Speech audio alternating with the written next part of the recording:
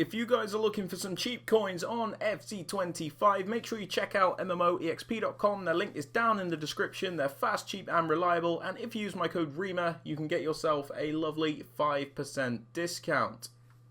So, what's up guys, it's Ash here and welcome back to a brand new video on the channel. Hope you guys are all doing fantastic. If you guys are wondering, doing a little bit better now with my knee. We're not in as much pain, we're still plodding along, and yeah, I want to thank you guys for your support over the past few days. It's been really good. And yeah, with all that aside guys, let's get right into today's video, which is some 4-3-3 custom tactics and play roles to help you out if you're struggling in FC25 right now. And yeah, with all that aside guys, let's get right into the video. I hope you enjoy. Okay then guys, so starting off with the tactics for the preset, ensure you do have this on custom. This is so you can make all of the changes that you need to make. If you have one of the EA presets, you won't be able to modify it as much, so just ensure you do have it on custom so you can make all those changes. The formation we're actually using, the variation even, is the 4-3-3 holding. So this is the one with the CDM and those two centre mids. A really nice balanced formation in this game, and you can do quite a lot with it. So this is the one that we are using. With the build-up style guys, we have this on balance. Now, I like balance because I find it to be the most controlled and the most varied. So what happens with balance guys is sometimes your players will make those runs in behind, and other times they will come short to give you that short passing option as well. So what balance is probably the way to go in my opinion. Or you can use something like counter, where your players will always look to force those runs in behind, or something like short passing where your players just prefer that short option. But for me, balance, yeah, you get the best of both worlds, which is why I do use it. But again, there is no right or wrong.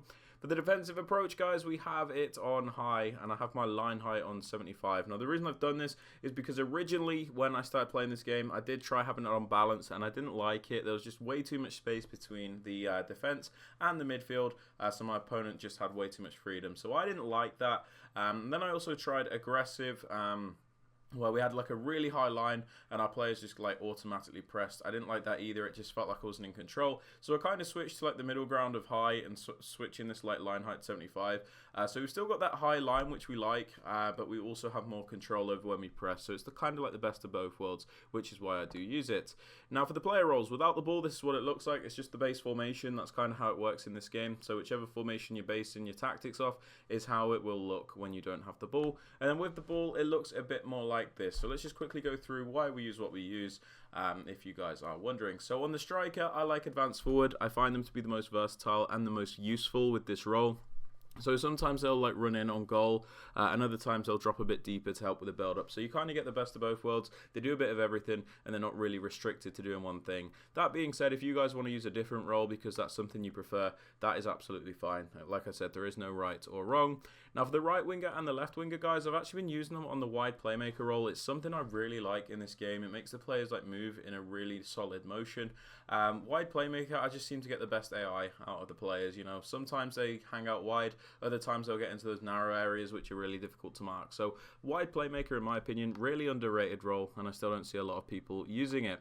Now for the two centre mids, we just have them on the box-to-box role. I like this because they're kind of up and down the pitch. They'll help you with the attack and they'll help you with the defence. They do a bit of everything. Really, really nice. The only thing I would advise about these two centre mids is having players that are kind of well-rounded so that they can do a bit of everything.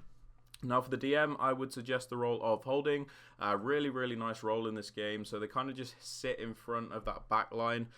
So you're nice and defensively sound because they're always there to break up the play. And when you're on the ball, they help you keep control because they sit in that position where you can always turn back and pass to them and keep possession. So holding DM, really, really good in this game. For the right back and the left back guys, I pop them on wing back. The reason I do this is because the wide playmaker role on the wingers can put them in narrow areas a lot of the time. So a lot of the time there won't really be anyone out wide. So by putting these fullbacks on wing back, they do occupy that wider space and give you that width in the attack. It's also really useful for like a switch of play or something like that. So it does just give you really good control on the pitch.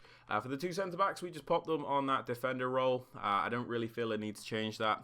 They do a really good job with this. I know some people like stopper and ball playing defender. Me personally, not a fan, but again, you do you guys.